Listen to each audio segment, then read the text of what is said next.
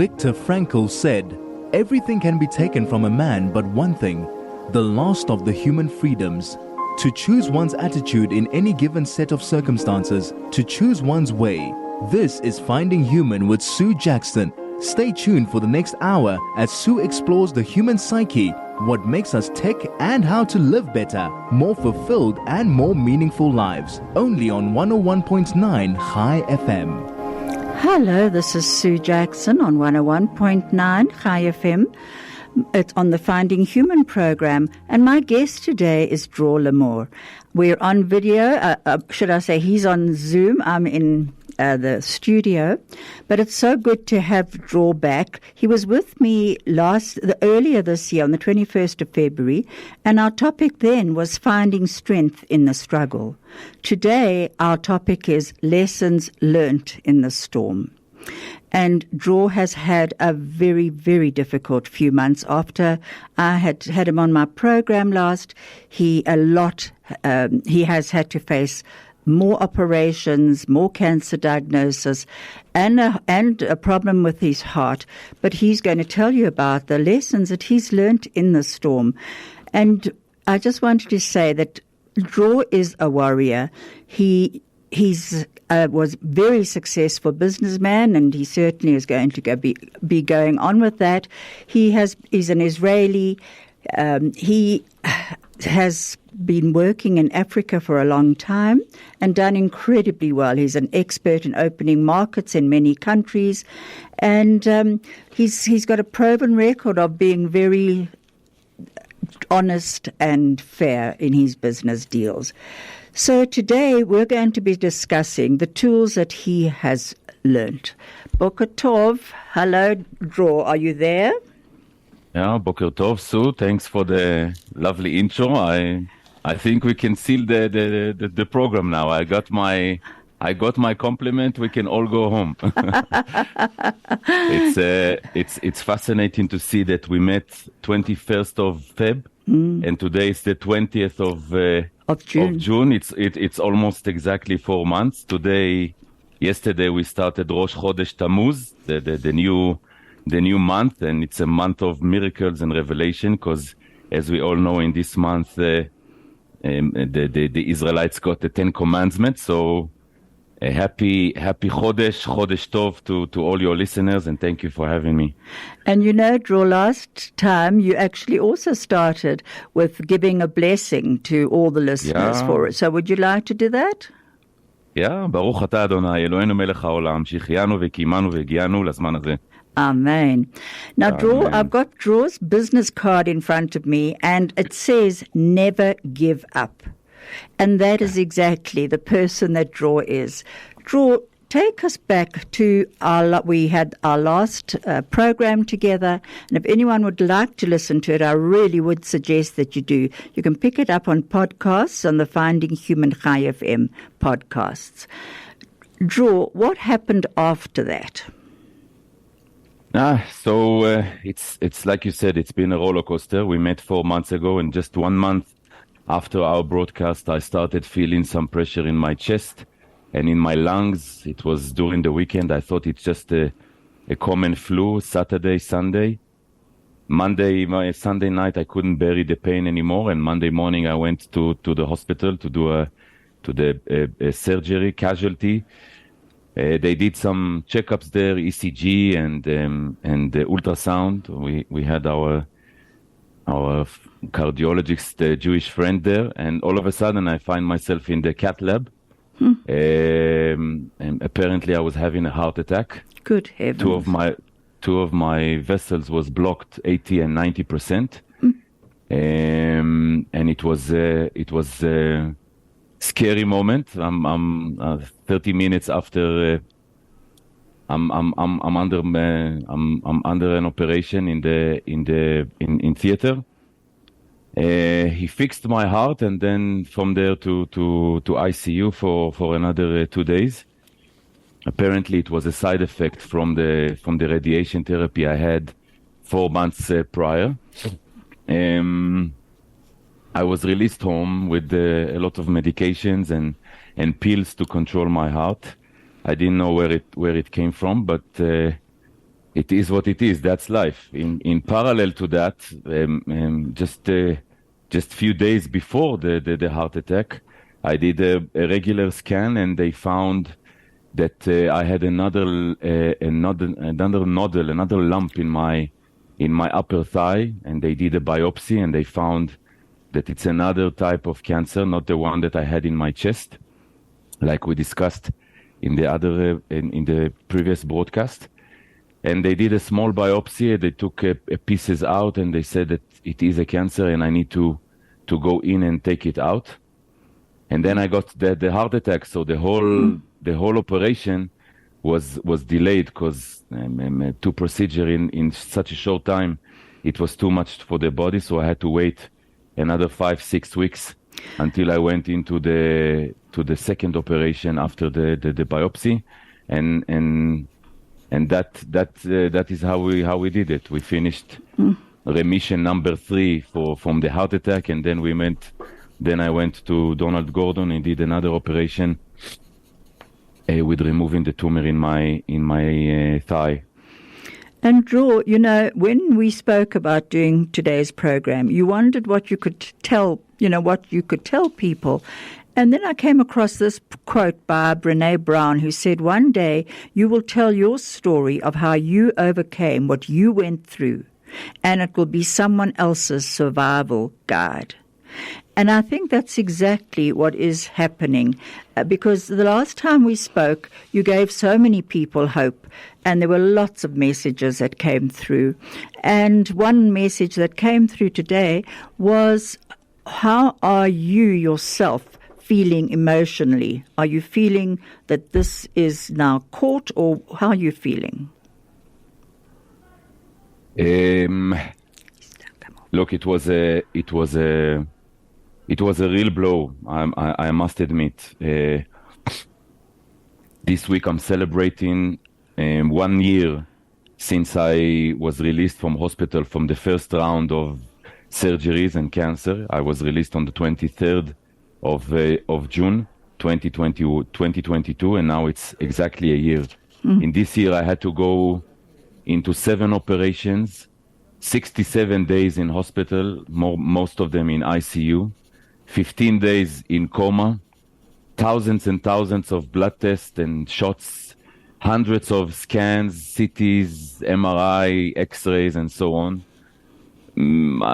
Thousands and thousands of pills, and only God knows. And it's my 4th remission now.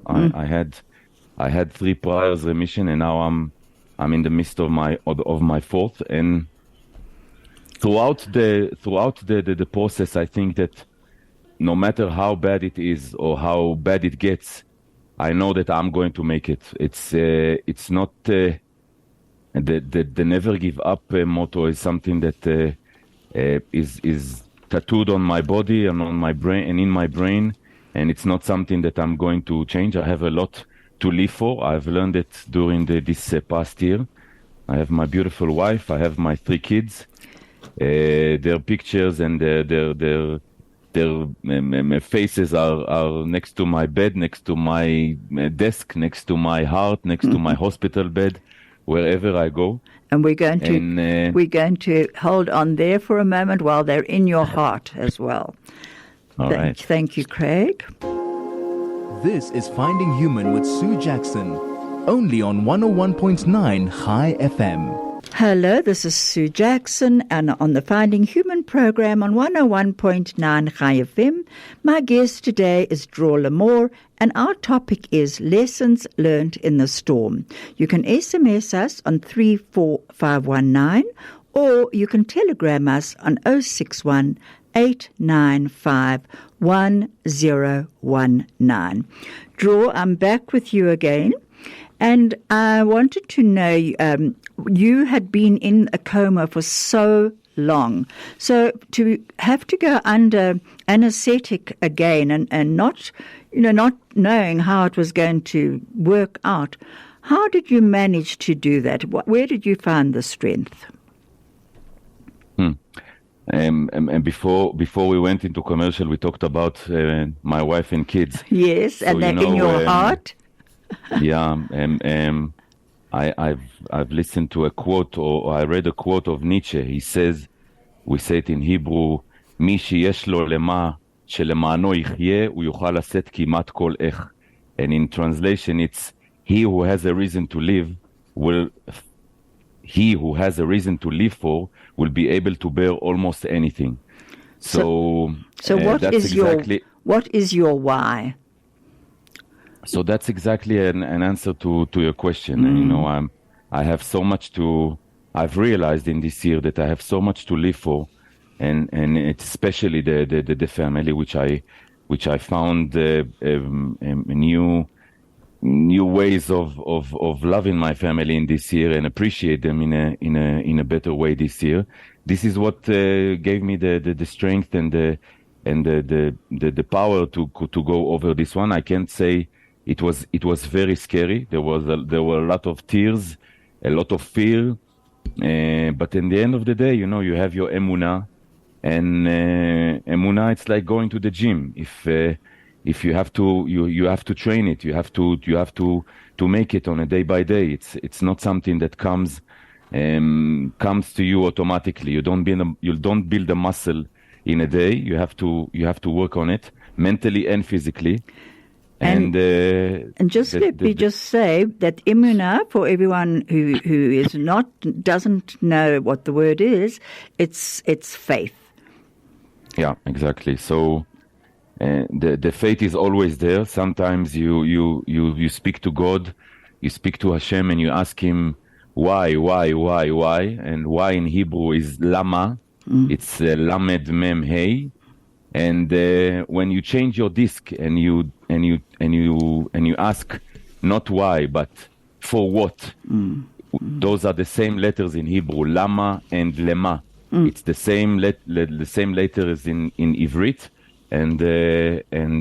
but the meaning is totally different. So this is what I'm trying to do, to find out why. What's my lesson? What's this storm is going to give me? What's this storm is coming to teach me? What must I change? What must I do better in life? And so it's got you questioning all the time. Viktor Frankl talks about the tragic triad of life, which is the pain, the guilt, and the death.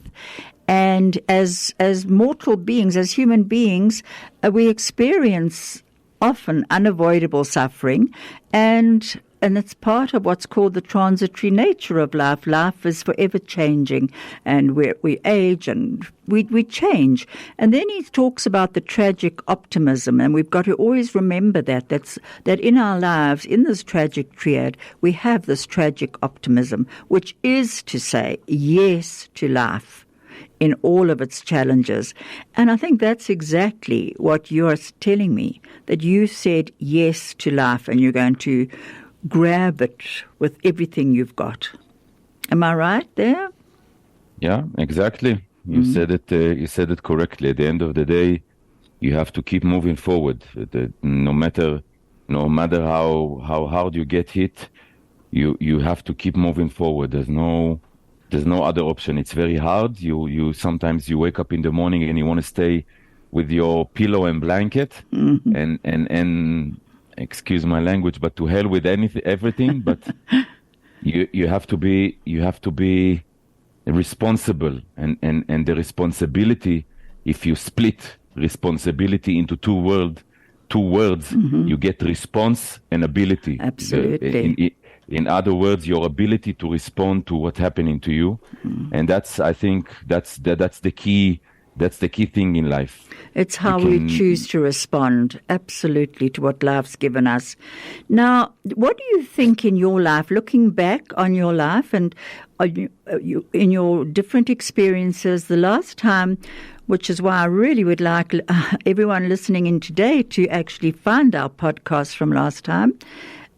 You spoke about when you were in a coma, how you had visitors of people who had passed away already. Some of them were your friends from the IDF days, the Israel Defense Force days. Some of them were people that you'd known and loved, and they gave you a lot of comfort.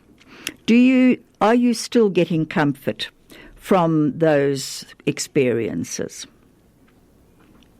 So there's not a day that passes by without me remembering what I've been through in this year.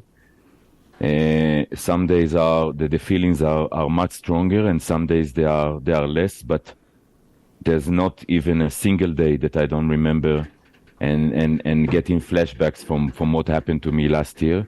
And I think that it's also the key for my remission, because I look at myself back then and I look at myself now. I know that I'm a walking miracle. The doctors are saying that, and thank God, Baruch Hashem, that I've managed with my strong body and strong mental strength to walk on my two legs.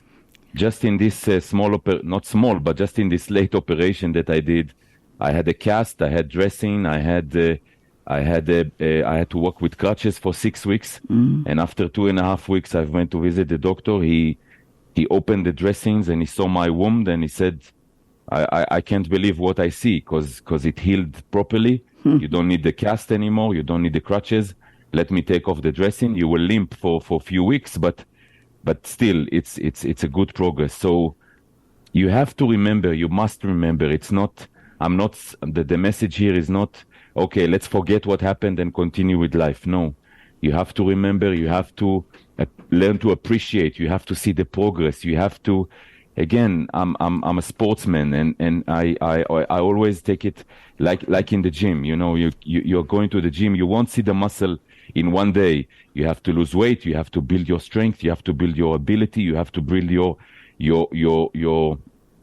moral strength and your dedication into that.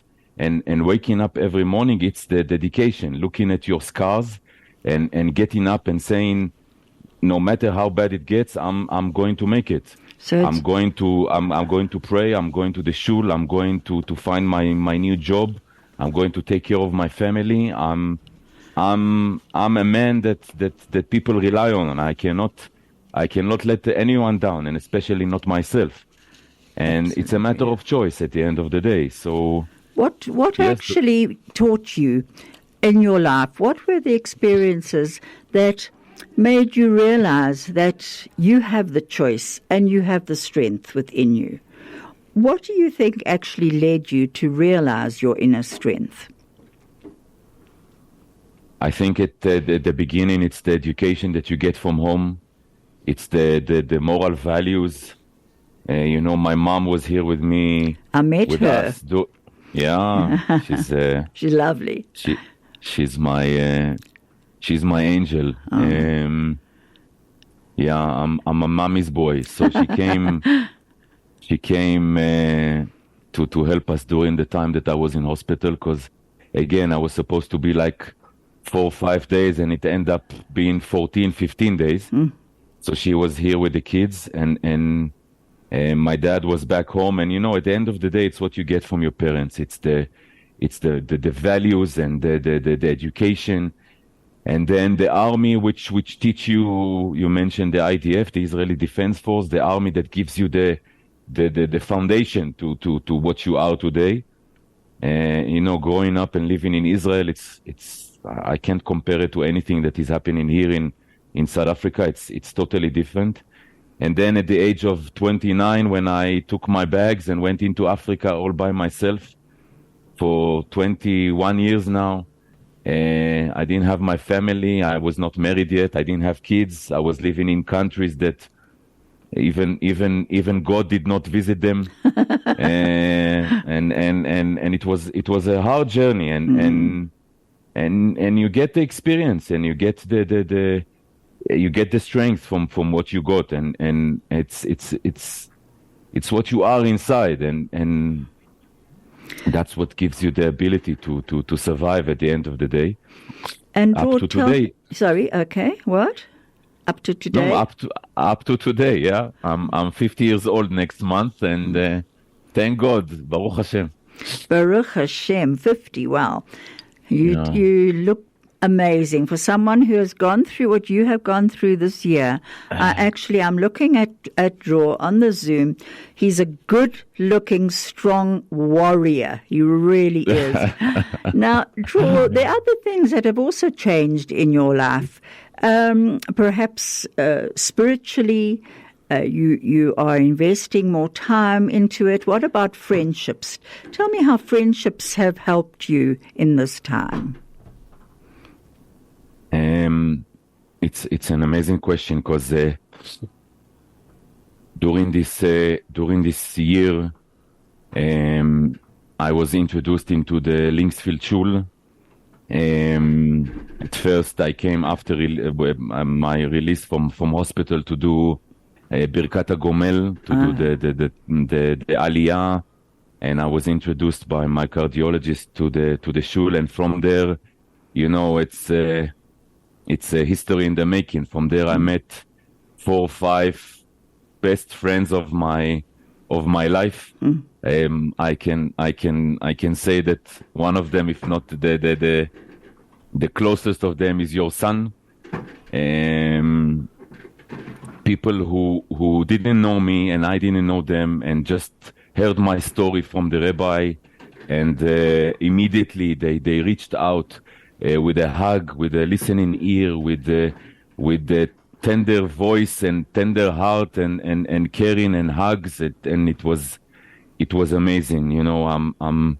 I'm celebrating a year now, and actually this Shabbos we are doing a brocha in the shul with all the community, and to say thank you, and to do a thank you feast, Seudat Odaya, to all the community, and to say thank you to all of them, and thank God for the friendship and for the hugs, including myself and my wife and my kids, that they were hugged by the community and got the support.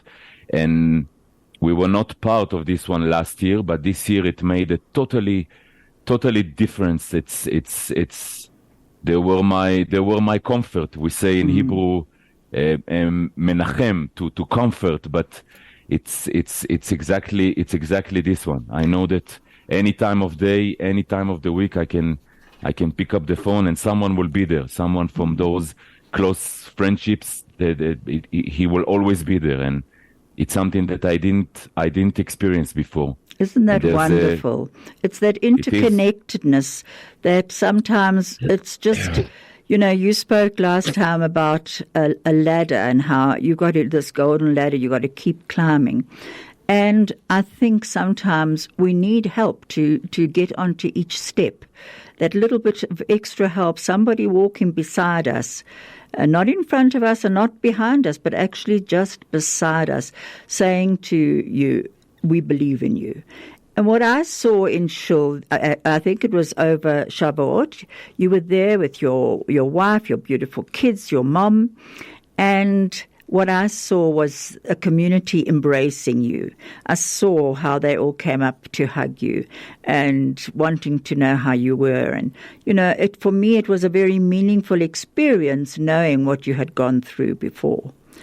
So friendship is very important. It's something that I cannot even describe with words. We say that people come for your life for a reason, and that's exactly it. And we are still exploring what is the reason. But you travel for a long time together as you all explore. Yeah, exactly. And vice versa. I have to find what is my reason coming to the community. What can I give back to the community? What can I do? I don't know. Maybe to teach Ivrit in Chai FM. That's a good idea. It's something that I can give back to the community. He's talking about teaching Hebrew to the community. Yeah. Maybe free of charge, voluntarily. I can do Hebrew lesson to whomever wants to learn Hebrew better. I'm going to tell our Kathy Kayla, our CEO. Now, Dror, the other thing I wanted to know, you were also exploring, you joined a study group. What does that mean to you? Tell us a bit about your study group.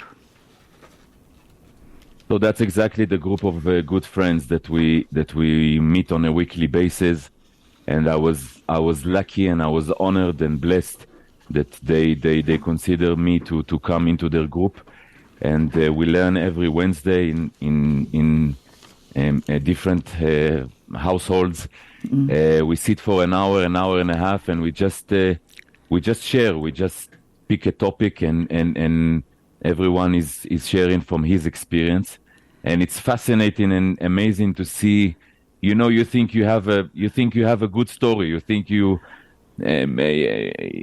God has given you so many challenges, and then you hear other people, and then you understand that maybe your story is not as big and not as important and not as hard as others, and life's lesson is that you cannot judge anyone, and you cannot compare yourself to anyone, and as we say, if everyone was to throw their issues into the fire, no one will take others betzarot or other problems into their household, and it's such a comfort to meet every week, and it's such a blessing to meet and to hear those different issues and different insight, and to learn a little bit about the Torah and what Hashem is giving every week from different perspective, and it's a real blessing and an honor.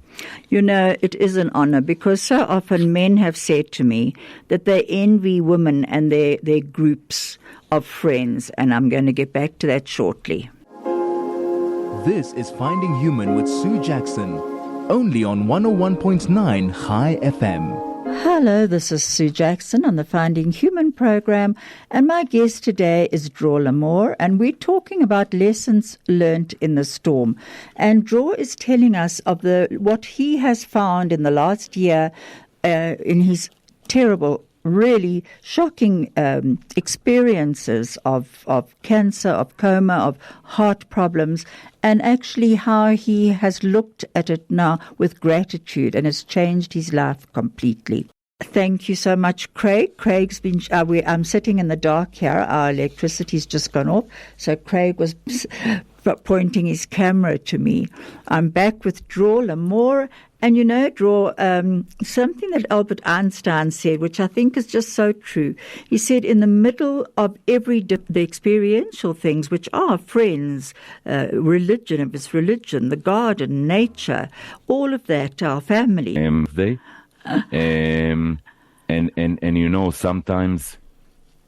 Sometimes when you think you were,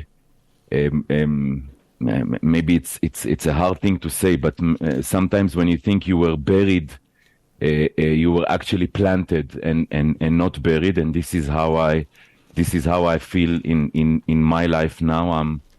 I'm trying to take away all the nonsense and all the unimportant things in life, and have gratitude to the main things, to the major things in life, which are the family, the kids, the wife, the parnasa, the work, the Torah,